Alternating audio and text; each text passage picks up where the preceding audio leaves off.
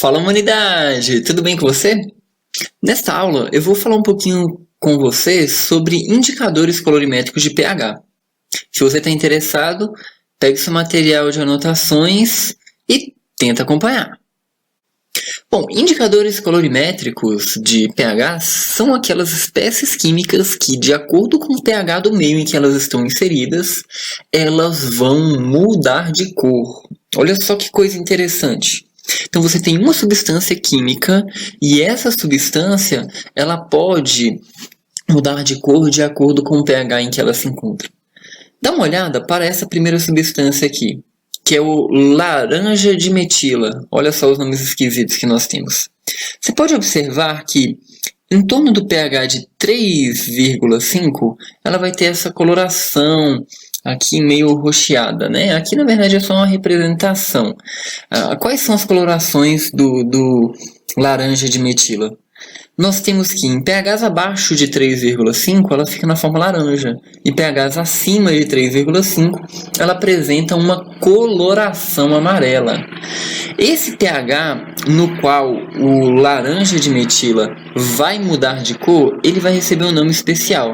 Ele vai ser chamado de pKa, do laranja de metila.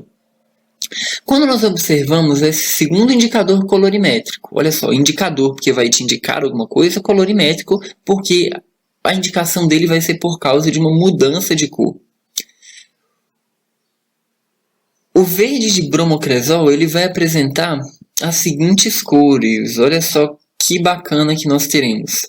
Primeiro, o pH de viragem dele está aqui em torno de 6, ou seja, 6 é a região de transição dele. Abaixo de 6 ele vai apresentar uma coloração, acima de 6 ele vai apresentar outra. E nós temos aqui uma região em torno de 6, né, 5.5 a 6.5, que vai ser uma faixa de transição, onde nós temos a mistura dessas duas colorações. Então, se você pegar o verde de bromocresol, colocar numa solução de pH igual a 3, olha só, pH igual a 3, a solução vai ficar amarela. Se colocar numa solução de pH igual a 10, ela fica azul. Assim vai ocorrer para cada uma desses indicadores. São vários os indicadores que nós temos no mercado atualmente. Um dos que são bastante utilizados em reações de titulação é a fenolftaleína.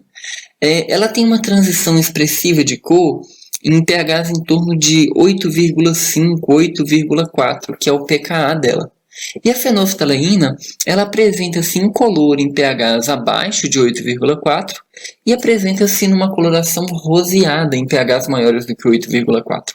Facilmente podemos identificar uma transição de pH com o uso de fenolftaleína. Esse é um dos motivos pela qual ela é muito utilizado em reações de titulação. É muito fácil de identificar a presença dessa coloração rosa. Quando nós temos já o uso de um azul de bromotimol, por exemplo, como indicador ácido-base, a mudança de cor não é tão fácil de ser vista, porque nós saímos de um amarelo para um verde e depois de um azul. Então, essa transição ela tem tons suaves e que não é tão fácil de ser identificada. Bom, o que faz com que a fenolftaleína ela mude de cor, né, num pH diferenciado? Observe a estrutura da fenolftaleína.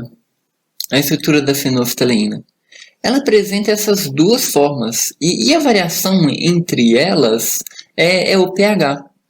Observe que nós temos esse grupo aqui, carboxila, que antes estava formando um anel. E em pHs mais básicos, esse anel ele é aberto. E olha só, nós temos aqui a remoção de uma hidroxila, de um hidrogênio dessa espécie química. Então, nessa situação aqui, a fenolftaleína ela fica rosa. Quando ela está com esse anel formado, ela fica incolor. Então, o meio ácido básico ele vai gerar uma alteração na estrutura do indicador ácido básico. Numa estrutura ele vai apresentar uma coloração, noutra estrutura ele vai apresentar uma coloração distinta. Como que isso daqui pode nos ajudar em titulações? Vamos imaginar a seguinte curva de titulação, onde nós temos aqui a variação do pH em função do volume adicionado. Temos aqui um pH igual a 7.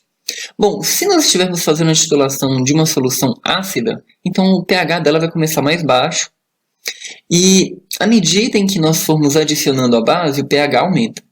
Então, com esse pH um pouco mais ácido, né, se nós tivermos adicionado fenolftaleína aqui, qual que seria a coloração dessa solução ácida? Exatamente, seria uma incolor.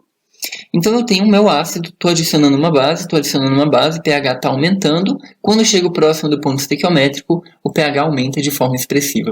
Agora olha só que coisa interessante. pH aumentando de forma expressiva e posteriormente vai ter um reajuste da solução. Se estivesse fazendo uma titulação de um ácido forte com uma base forte, né?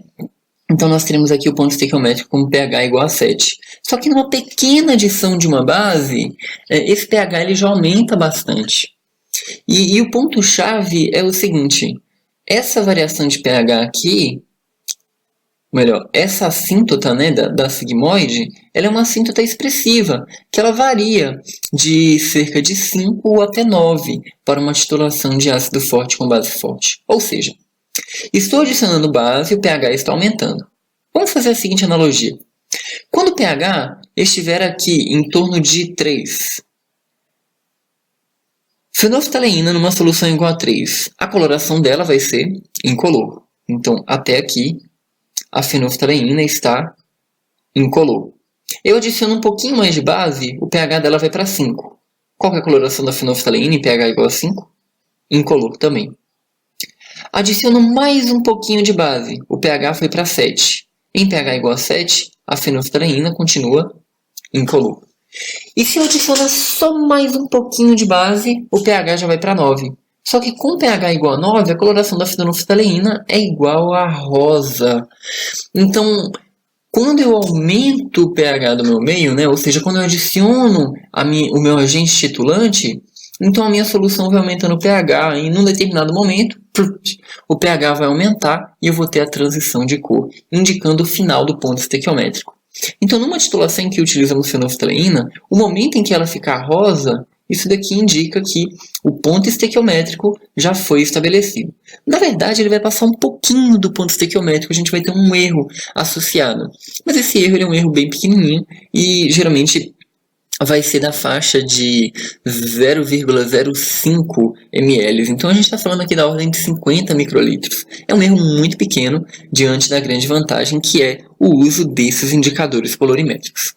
Eles também podem ser utilizados para você avaliar o pH de soluções diversas, não somente para você fazer reações de titulação. É muito comum pessoas que têm piscina e aquário conferirem o pH do meio, né, do meio aquoso em que está inserido. Então, a partir do uso de um desses indicadores, a gente pode saber se uma piscina está com pH adequado, se um aquário está com pH adequado. Por exemplo, se nós utilizarmos a alizarina como um indicador colorimétrico para pH, você pegou a alizarina e colocou numa determinada solução. Essa solução ficou de coloração amarela. O que você pode afirmar sobre ela? Ora, o pKa de viragem da alizarina é igual a 5,5 aproximadamente. Se você colocou a alizarina e a solução ficou amarela, então o pH dessa solução é maior do que 5,5. Pode ser igual a 6? Pode. Pode ser igual a 6,5? Pode. Pode ser igual a 7? Pode. Mas também pode ser igual a 12, 13, 14 e assim por diante. Bom, pessoal, essa daqui é a ideia geral sobre indicadores ácido-base. Espero que eu tenha ajudado vocês. Bons estudos e tchau!